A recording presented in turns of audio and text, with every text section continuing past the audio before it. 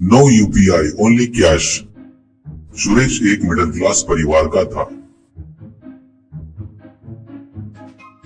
छोटे मोटे काम करते हुए परिवार को पालता था। पत्नी स्नेहा बहुत ही होशियार थी। पति कमाकर लाए सौ पैसों को बड़े दिमाग से खर्चा करके कुछ पैसे बचाती थी। सुरेश की इच्छा थी कि वो अच्छा पैसा कमाकर खुद का अच्छा घर बनाए, पर भगवान ने उसे पैसे नहीं दिया करके दुखी होता था।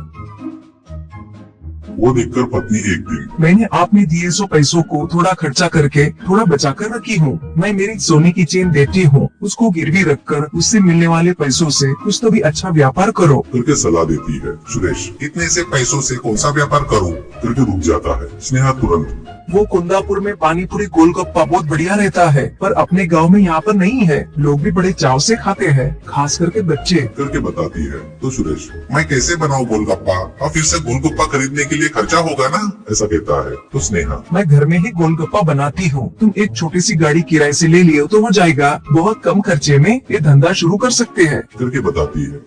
तुरंत सुरेश गाड़ी किराए से लेकर व्यापार धंधा शुरू करता है। घर में बनाए गोलगप्पे करके बोर्ड लगाता है। लोग आते भी हैं, बहुत बढ़िया टेस्ट करके तारीफ भी करते हैं। पर सुरेश के पास यूपीआई पेमेंट का सिस्टम नहीं रहने से बहुत सारे लोग पूछकर वापस जाते थे। अब तक बहुत से लोग सुरेश के पास ऑनलाइन पेमेंट नहीं है बोलकर वहां से चले जाते थे। ऐसे व्यापार में नुकसान हो रहा है देखकर तुरंत सुरेश ऑनलाइन पेमेंट रखता है। क्यूआर कोड को अपनी गाड़ी के आगे लगाता है। वो लगाने के बाद स्वाद देखना है करके सुरेश के पास आकर लोग गोलगप्पा खरीदते हैं। गोलगप्पे का धंधा अच्छा चलने से वो बहुत पैसे कमाता था, पर ऑनलाइन पेमेंट की वजह से कुछ पैसा टैक्स कट हो रहा है देखकर सुरेश ऐसे कमाए हुए पैसों से घर बांधना मुश्किल है करके पत्नी स्नेहा से कहता है। स्नेहा बहुत सोचकर उसको एक सलाह देती है। ऑनलाइन पेमेंट हटाएंगे तो लोग नहीं आएंगे, और रखो तो टैक्स कटेगा। लोगों को अपने पास बुलाना है बोले तो अच्छा ऑफर रखना होगा। ऐसा सोचकर ऑनलाइन पेमेंट किए तो प्लेट के 10 गोलगप्पे और कैश पेमेंट किए तो 12 गोलगप्पे करके ऑफर रखो करके सलाह देती है। पत्नी स्नेहा ने बताए वैसे ही सुरेश ऑफर लिखकर बोर्ड लगाता है। सोचे वैसे ही लोग ऑफर देखकर सभी लोग कैश पैसा देकर गोलगप्पे खाना शुरू करते हैं। सुरेश को उसकी पत्नी ने बताया हुआ प्लान बहुत सक्सेस हुआ करके बहुत खुश होता है। पैसा बहुत कमाकर बहुत बड़ा घर बनाता है। गोलगप्पे के बिजनेस को बहुत बड़ा करता है। गांव में सभी लोग गोलगप्पे वाला सुरेश इतना बड़ा आदमी बन गया करके आश्चर्यचकित होते हैं। ऑनलाइन में टैक्स नहीं भरकर बहुत पैसा कमाया करके आपस में बात करते थे, पर गोलगप्पे बहुत टेस्टी रहने के कारण सभी लोग वहीं पर जाते थे।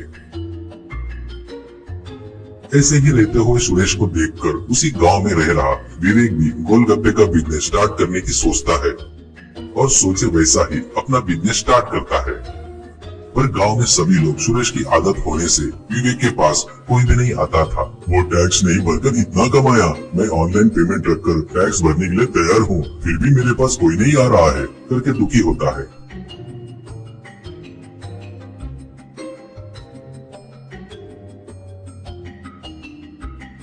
एक दिन कस्टमर आकर विवेक के पास गोलगप्पा खाता है और अरे ये तो सुरेश के गोलगप्पे से भी ज्यादा टेस्टी है यार करके कहता है। वो सुरेश ऑफर रखकर लोगों को धोखा दे रहा है। कैश क्यों ऑनलाइन पेमेंट करते बोले तो खाना है तो खाओ, नहीं तो निकलो यहाँ से करके बड़े गुरूर से कह रहा है। ज्यादा कमाया करके घमंड चढ़ जाए उसे। इसके बारे में इनकम टैक्स वाले के पास इसकी कंप्लेंट किए तो इसको और इसकी दुकान को बंद कर देंगे करके गुस्से से कहता है।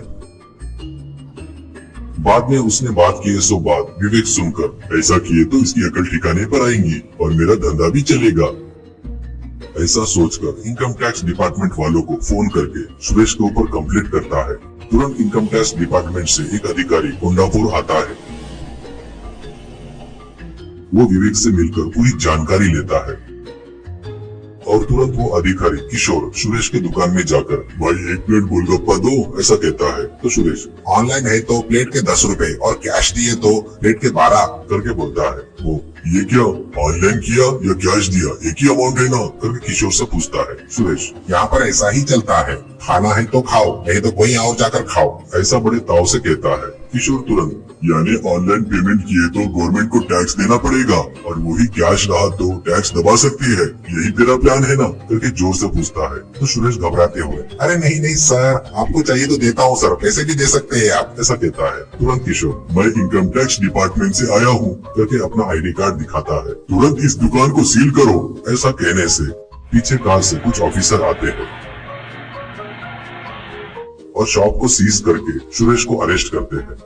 विवेक अपने व्यापार को ईमानदारी से करते हुए अच्छा खासा पैसा कमाना शुरू करता है।